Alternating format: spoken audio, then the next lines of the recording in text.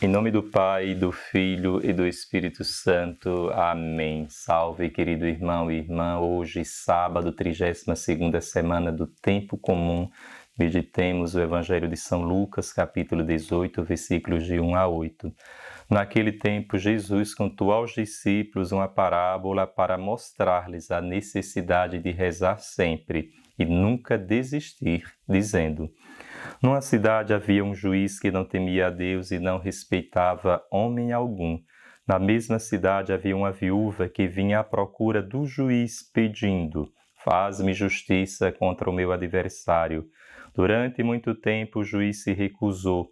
Por fim, ele pensou: eu não temo a Deus e não respeito homem algum, mas esta viúva já está me aborrecendo. Vou fazer-lhe justiça para que ela não venha a agredir-me. E o Senhor acrescentou: escutai o que diz este juiz injusto. E Deus não fará justiça aos seus escolhidos que dia e noite gritam por ele?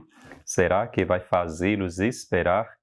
Eu vos digo que Deus lhes fará justiça bem depressa. Mas o Filho do Homem, quando vier, será que ainda vai encontrar fé sobre a terra? Palavra da salvação. Queridos irmãos e irmãs, a motivação imperiosa para que Jesus contasse esta parábola para os discípulos foi para mostrar-lhes a necessidade de rezar sempre e nunca desistir. Então, a nossa oração há de ser persistente, insistente. Orai sem cessar. A vida do homem é uma oração ininterrupta. Que bonito isso! E para ilustrar a necessidade de rezar sempre, Jesus nos brinda com uma belíssima parábola de um juiz iníquo, por um lado, que não temia a Deus nem respeitava os homens, e de uma pobre viúva, de uma mulher desamparada e ainda sofria por causa de um adversário. Ela que não tinha tanto acesso ao tribunal, ao juiz, o procura e insiste e pede, suplica para que este venha lhe ajudar. E aquele juiz, num primeiro momento, nega o pedido daquela mulher, mas ela insiste e persiste, e por fim ele a atende não por amor a ela, pois ele não temia a Deus nem respeitava os homens. Por 2 vezes o Evangelho deixa isso muito bem claro. Ele atende à súplica daquela pobre mulher, daquela viúva, para que ela não o perturbe mais, não o agrida. E nosso Senhor, contando esta parábola, diz: se aquele juiz que é iníquo atendeu o pedido daquela pobre viúva, imagine nosso Deus, que é Pai, o que não fará com os seus eleitos. E Deus não fará justiça aos seus escolhidos que dia e noite gritam por Ele? Será que vai fazê-los esperar? Eu vos digo que Deus lhes fará justiça bem depressa. E nós poderíamos perguntar: que tipo de prece de súplica aquela viúva faz? É interessante sabermos que a oração não deve se restringir apenas a coisas materiais. Então ela pede que Deus lhe faça justiça, aquilo que é justo. Nós precisamos saber qual é o conteúdo da nossa oração. Aquela viúva tinha um adversário. Para ti hoje, qual é o teu maior adversário? Nós sabemos que o nosso maior adversário é Satanás, que está ao nosso redor como um leão a rugir. Não seria interessante que nós peçamos ao Senhor o Espírito Santo para que tenhamos força necessária para esta grande batalha que nós travamos? Qual é a tua batalha? Qual é a guerra que tu travas todos os dias?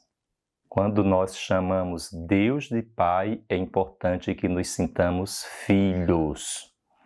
Não podemos fazer oração em intervalos.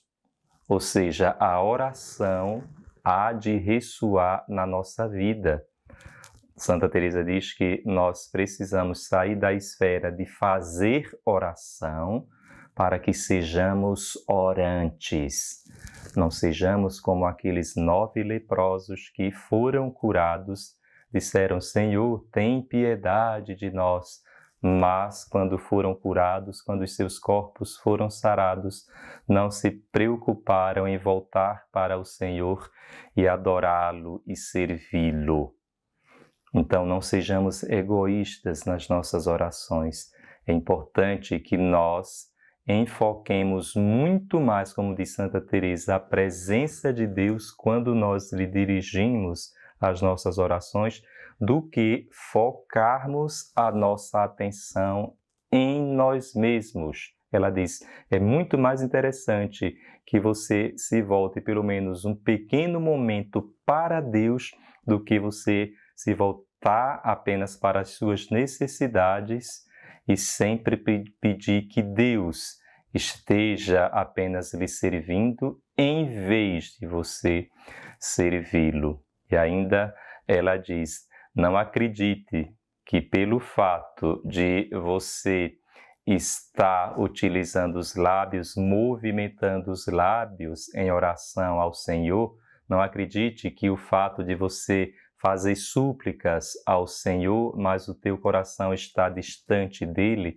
a tua mente está distante dele, não acredite que isso seja oração. Orar significa viver aquilo que ora. Quando eu rezo o Pai Nosso e digo, perdoai-nos as nossas ofensas, assim como nós perdoamos a quem nos tem ofendido, significa que eu antes já tenho uma experiência da vivência do perdão. Então, o orante é aquele que, ao orar, já se predispõe e já está vivendo aquilo que ora. Vive-se como que ora. Aquela oração que eu faço a Deus para que Ele me atenda, mas essa oração não ressoa na minha vida, de nada adianta. Por isso, amados irmãos e irmãs, saibamos que a oração é um trato de amizade. Santa Teresa, que é a grande mestra de oração, dizia, a oração é um trato de amizade. E o que é um trato de amizade? Uma relação de amor de 2 amigos. Um amigo menor, que somos nós, e o amigo maior, que é Deus. Então, não se trata apenas de pedir. É um trato de amizade, é um encontro a sós. Por isso ela está falando aqui da oração interior, da oração que ela chama mental, que é a oração interior, de você se recolher, e frequente. Ela diz que deve ser frequente, como Nosso Senhor fala hoje. Orai sempre, ou seja, orai e nunca desistir. E significa que nós devemos nos colocar diante daquele que sabemos que nos ama. Então, o que é orar? É um trato de amizade a sós, frequente, diante daquele que sabemos que nos ama. Então, a oração é uma relação de amor com aquele que eu sei que me ama. Então, quando eu oro, eu estou muito mais preocupado em que haja uma transformação interior dentro de mim do que algo exterior. Há muitas pessoas que dizem, nossa, eu rezo tanto, suplico tanto e nada acontece. Irmão, primeiramente tem que acontecer dentro. É importante que a mudança aconteça dentro de mim. Que a revolução aconteça dentro de mim, para que eu possa transformar o mundo, para que eu possa sentir-me amado por Deus e, ao sentir esse amor, que eu possa amar as pessoas que cruzarem a minha vida. Isto é oração, é quando eu me transformo no encontro com aquele que me ama. Então, quando há essa transformação interior, há transformação exterior. Amados irmãos e irmãs, que nós saibamos que a oração é um antídoto contra o desânimo. Talvez você esteja desanimado, mas a mensagem de hoje é essa: não desista diante dos obstáculos. Nós temos acesso a Deus, pois nós temos um grande intercessor, que é Cristo. Nós somos os escolhidos, os filhos, e o nosso Deus não é um juiz iníquo, mas é o Deus de toda misericórdia, é o Senhor de toda consolação. Ou seja, nós temos tudo para que sejamos atendidos. Basta que nós perseveremos, insistemos e nunca desistamos. O Evangelho termina com uma frase belíssima: o Filho do Homem, quando vier, será que ainda vai encontrar fé sobre a terra? Quando Deus vier, vai lhe encontrar de joelhos, rezando por sua causa? Quando nosso Senhor voltar, vai lhe encontrar em estado de oração, em estado de súplica? Oração ininterrupta. Orai sem cessar. Mesmo que você não esteja proferindo com palavras a oração, que a tua vida seja uma oração ambulante entre as pessoas. Que a tua vida seja um respirar, um inspirar, um expirar de oração. Essa oração que já tem na palavra ação, que te leva a uma verdadeira atitude, uma verdadeira atividade que te impele a ir ao encontro dos necessitados. O Senhor esteja convosco, Ele está no meio de nós. Abençoe-vos Deus Todo-Poderoso, Pai, Filho e Espírito Santo. Amém.